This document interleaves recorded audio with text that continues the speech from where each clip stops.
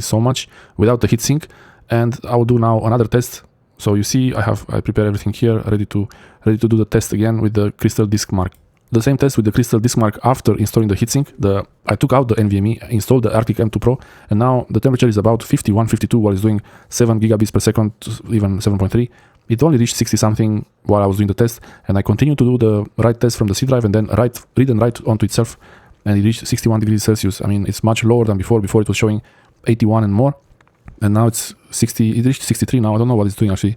Probably the heatsink keeps that temperature, so it will have a little bit of more time to slow down, to cool down.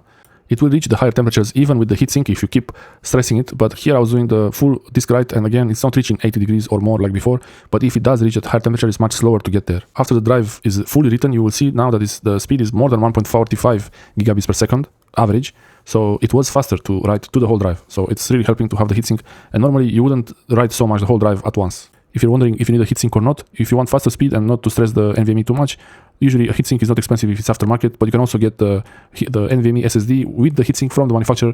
This one, for example, it was just a little bit more expensive, but I couldn't find the model with the heatsink. It was sold out, so I bought without the heatsink and the separate cooler, the separate heatsink. Thanks for watching. In this video, I'll show you how to change the drive letter of your Google Drive, or in general, how to change drive letters and paths in Windows 11. Here I have the Google Drive and it's the G drive, and I want another drive to be the G drive. I want Google Drive to be something else. And one really useful tip is to change the name of the drives. Add in the name. You can really just press 2 times on the drive and rename it. And then in the Google Drive options, you have the option to choose the other partition letter, and you will have to restart your computer after you do that. Until the restart, the drive letter will not be changed. But after the restart, you will have another drive letter. And